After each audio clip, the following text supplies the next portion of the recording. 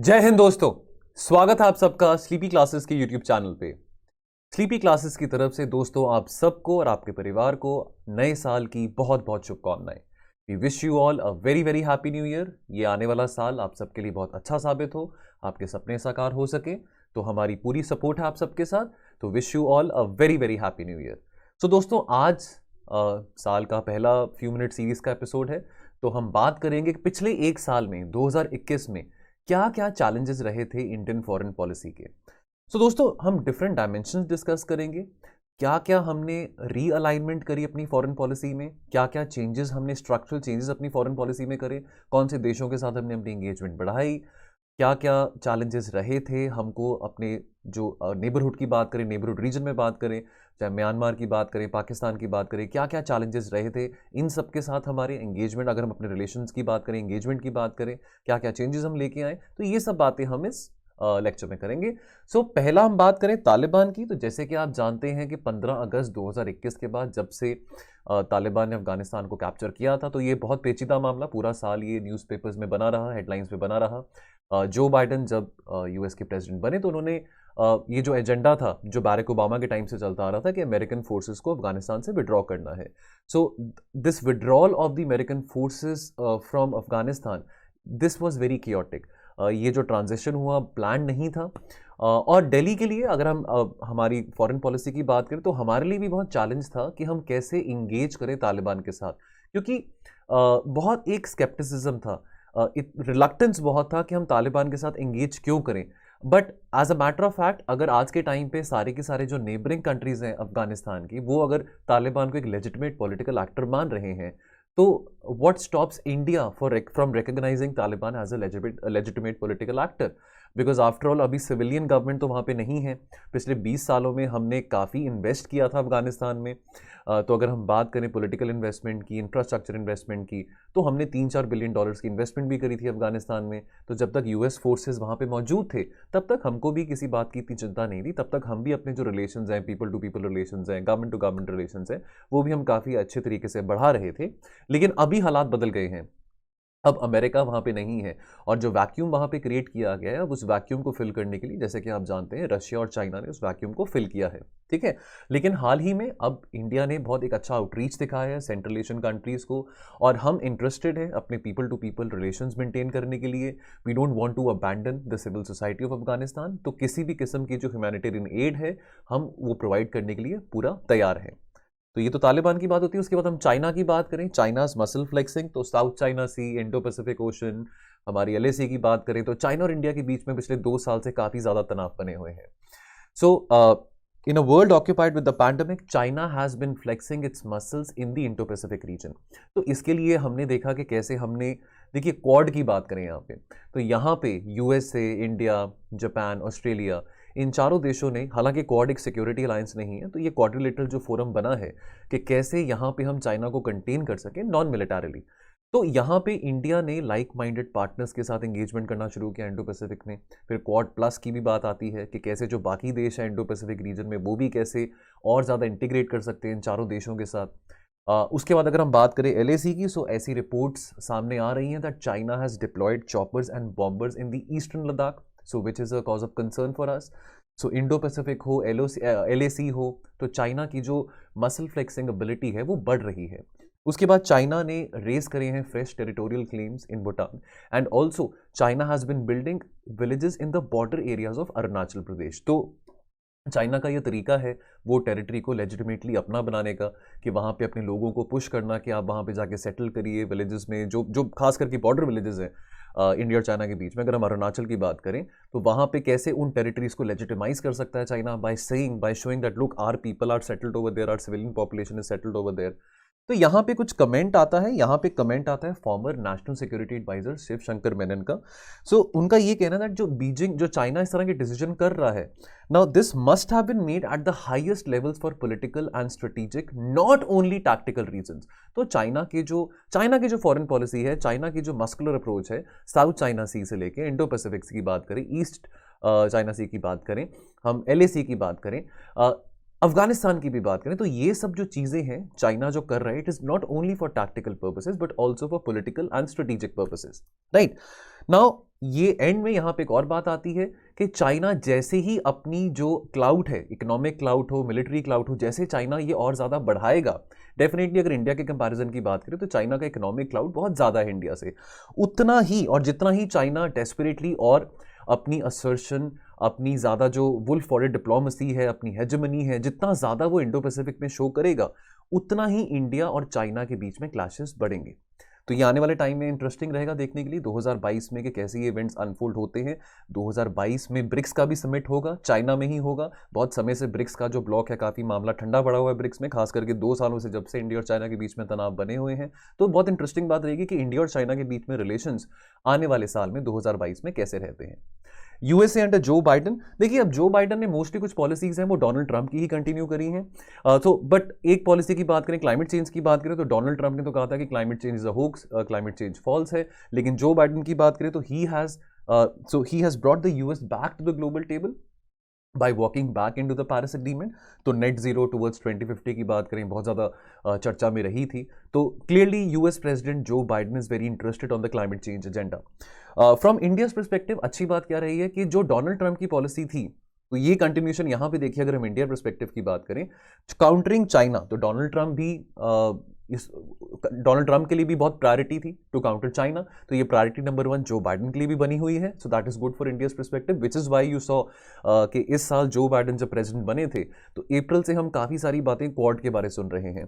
उसके बाद again surprisingly quad की 2 बातें चल रही थी, लेकिन एक सिक्योरिटी अलायंस बनाया गया by the name of AUKUS, जिसमें ऑस्ट्रेलिया, यूके और यूएसए शामिल हैं। सो नाउ इससे डेफिनेटली फ्रांस भी काफ़ी अपसेट हुआ था because nuclear submarine technology Australia को देने की बात करी गई थी। अभी तक तो ये सिर्फ यूके के पास थी जो यूएसए ने प्रोवाइड करी थी। तो France was very upset by this decision of AUKUS.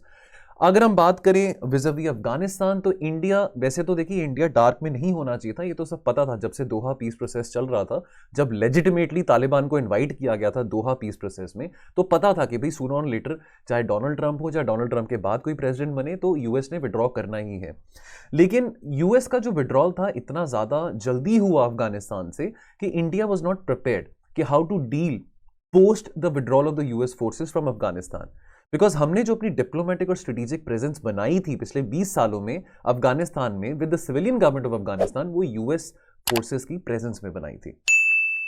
Myanmar की बात करें तो जैसे कि आप जानते हैं सिंस फरवरी 2021 म्यांमार में कू चल रहा था। कू के चलते वहां की जो सिविलियन इलेक्टेड गवर्नमेंट थी उसको अनसेटल कर दिया गया। इंडिया के लिए बहुत चैलेंज रहा because see after all we don't want to abandon because Myanmar is our neighbouring country. और मैं ये बात पहले भी कहता रहता हूँ कि हम अपने साउथ एशियन नेबरहुड में देखें तो कोई इंडिया के अलावा कोई और स्टेबल डेमोक्रेसी देखने को नहीं मिलेगी। To an extent Bangladesh we can say right now, but बाकी सब कंट्रीज की बात करें तो डेमोक्रेसी नाम की चीज़ दूर दूर तक नहीं है। सो अब म्यांमार में अब नेशनल लीग फॉर डेमोक्रेसी, जो कि वहाँ की सिविलियन इलेक्टेड गवर्नमेंट थी, जो पार्टी थी जो सिविलियन इलेक्टेड गवर्नमेंट थी वहाँ की, उसको अनसेटल कर दिया गया। अब इंडिया के लिए चैलेंज है कि इंडिया म्यांमार की मिलिट्री के साथ भी अपने रिलेशंस कंटिन्यू रखना चाहता है, उसको अबैंडन नहीं करना चाहता बिकॉज एक वैक्यूम क्रिएट होगा और उस वैक्यूम को चाइना वहाँ पे फिल करेगा। सो जैसे चाइना पाकिस्तान इकोनॉमिक कॉरिडोर है, वैसे चाइना म्यांमार इकोनॉमिक कॉरिडोर भी है। और ये बात भी हम सब जानते हैं कि चाइना जो है, जो म्यांमार में जो इंसर्जेंट ग्रुप्स बैठे हुए हैं विच टारगेट एंटी इंडिया एक्टिविटीज़, तो चाइना उन सबको बहुत फंडिंग करता है।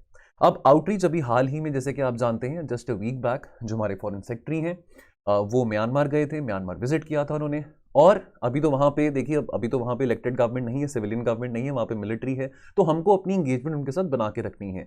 तो चाहे मिलिट्री हो वहाँ पे, चाहे वहाँ की सिविलियन इलेक्टेड गवर्नमेंट हो, we cannot afford hostility with Myanmar because of our internal security reasons as well. The outreach came after the incidents in the north east where Indian army personnel were targeted by the insurgent groups. तो जैसे कि आपको याद होगा, नवंबर 2021 में colonel विप्लव त्रिपाठी और Assam rifles के जो 5 जवान थे, साथ में कर्नल विप्लव त्रिपाठी के वाइफ और उनके बेटे को मारा गया था। इंसर्जेंट ग्रुप्स थे म्यांमार बेस्ड जिन्होंने उनके ऊपर ये घासली अटैक किया था। So which is why our engagement with Myanmar becomes very very important. So we cannot afford to abandon whether जो भी हो म्यांमार में, चाहे वहाँ पे अभी मिलिट्री हो, चाहे वहाँ पे कोई सिविलियन इलेक्टेड गवर्नमेंट हो। रशिया की बात करें, सो रशिया के साथ हमारे रिलेशंस हिस्टोरिकली बहुत अच्छे रहे हैं। Russia has been our very old friend. However अगर हम आज 2021-2022 की बात करें तो हम देख रहे हैं पिछले 1-2 सालों में हमारी जो फ्रेंडशिप है अमेरिका के साथ बहुत ज़्यादा गहरी हो गई है।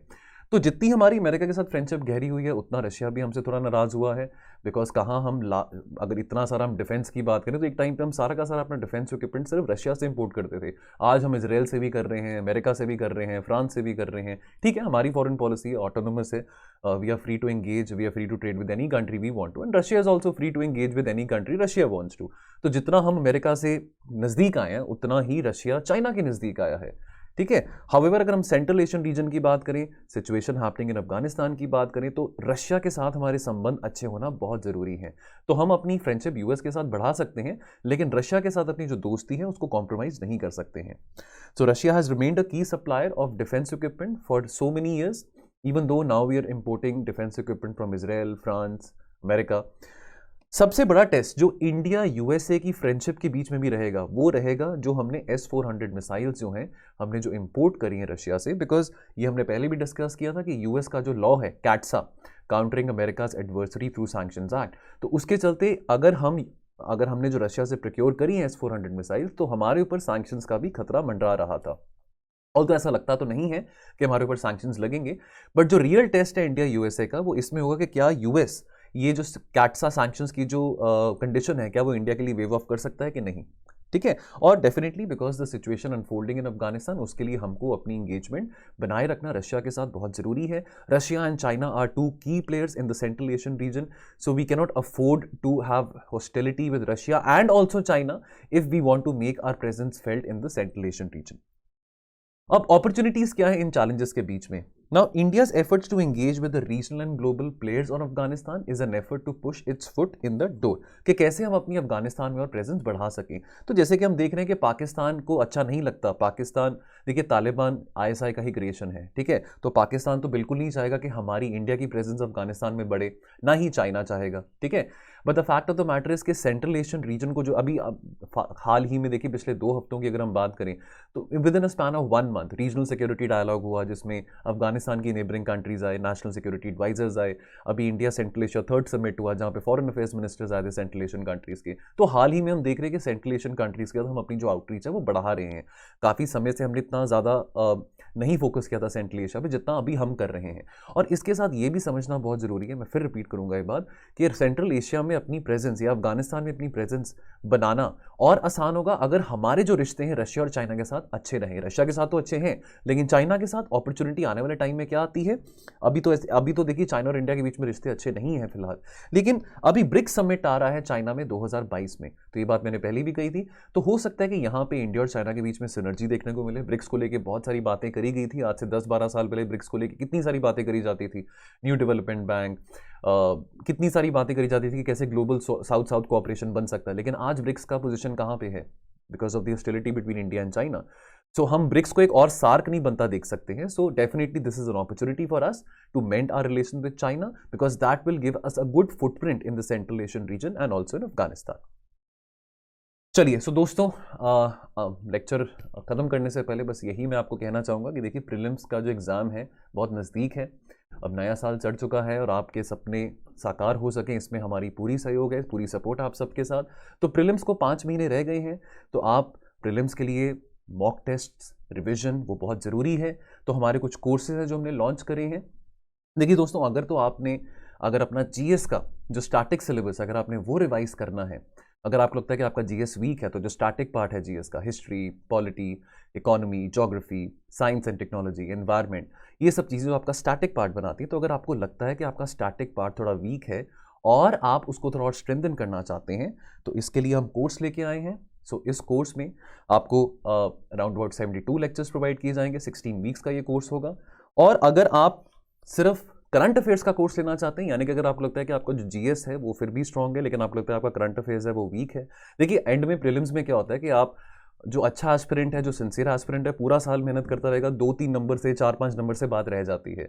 ये ना हो, इस करके हम चाहते हैं कि आप और प्रैक्टिस करें, अपना सिलेबस और पॉलिश करें और एमसीक्यूज प्रैक्टिस करें, तो आपको पता होगा कि आपका वीक एरिया क्या है। ठीक है, आप मॉक टेस्ट देते हैं तो मॉक टेस्ट देने के बाद आपको पता लग जाएगा कि भाई मेरा जो वीक एरिया है जीएस है कि करंट अफेयर्स है, तो कैसे आप बैलेंस बना सकते हैं। तो अगर आपको लगता है कि भाई ठीक है मेरा स्टैटिक ठीक है, आपको लगता है मेरा करंट अफेयर्स जो है वो थोड़ा वीक है, तो उसके लिए हमारे पास प्रीलिम्स का एक कंप्लीट करंट अफेयर्स कोर्स भी है।